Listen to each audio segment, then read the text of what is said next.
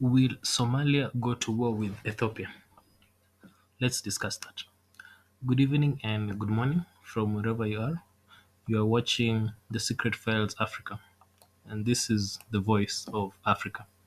So, today is the second day of January, and we have an interesting video for you.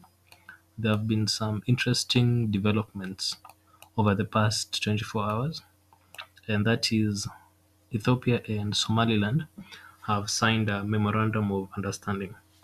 In this memorandum of understanding, Ethiopia is going to get around 20 kilometers of Somaliland land and access to the sea.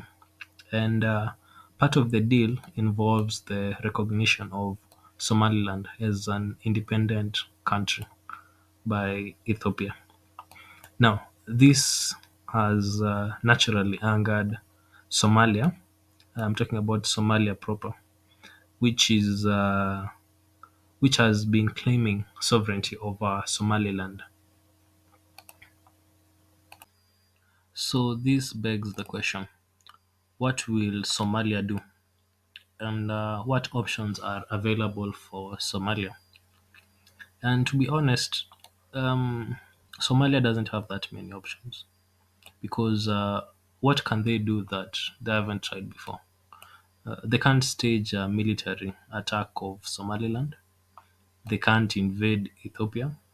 So Somalia, I think, slowly by slowly, they're going to lose that Somaliland territory, and it's just a matter of time before all the other countries start recognizing Somaliland. And Ethiopia, this is also good for Ethiopia because slowly by slowly, they're also getting something that they desperately need, and that is access to the sea. And like I keep on mentioning on this channel, Ethiopia is one of the countries in Africa that has the potential to become a genuine superpower in the region. But they're hindered by issues like this one because they basically have to pay a lot of money to the countries Eritrea, Djibouti, Somaliland, Kenya, so that they can get access to the sea. Once they solve that problem, once they're able to have that unfettered access to the sea, I feel the Ethiopian economy can really, really boom. And we'll see the rise of superpower based off in Addis Ababa.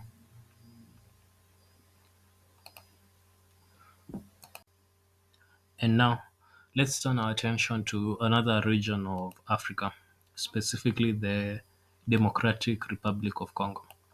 So, the Democratic Republic of Congo had elections a few days ago, and the winner was the incumbent Felix Tshisekedi. And while he was campaigning, the guy had some very interesting words to say about Rwanda. And I'm going to quote him. And this is what he said, word for word in verbatim. I have had enough of invasions and M23 rebels backed by Kigali. Tshisekedi screamed, if you re-elect me and Rwanda persists, I will request Parliament and Congress to authorize a declaration of war. We will march on Kigali. And so he has already won the elections. And what's going to happen next? Will the Democratic Republic of Congo invade Rwanda? So the situation was a bit tense, but I think it was cooled down when part of the US diplomatic machinery urged Rwanda to be calm and just observe the situation because from what I hear, Rwanda was planning some preemptive attacks. But it is interesting to see how this situation will unfold because I feel it is true. Rwanda, there are some things they have been doing in the Democratic Republic of Congo that are quite clandestine.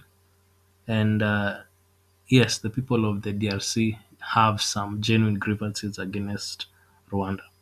But what can they really do about it? But it's an interesting situation because if we even think of a war between the DRC and Rwanda, if I was told to pick who will win in such a conflict, I would say Rwanda can win the war if they go to war with the DRC Congo. Yeah, at this stage of at 2024, the DRC is in no state to wage a war. And yes, it has lots of people, and yes, it has lots of minerals.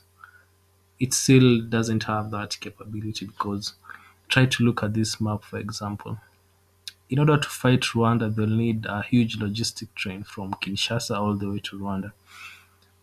Right now, the state of the roads in sorry about that. And right now, the state of the roads in the DRC Congo aren't as quite aren't as good as we hope.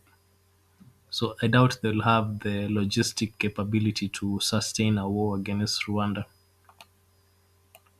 But it is interesting to see how much of Africa is always on the brink of conflict because Ethiopia and Somalia they have their own tensions.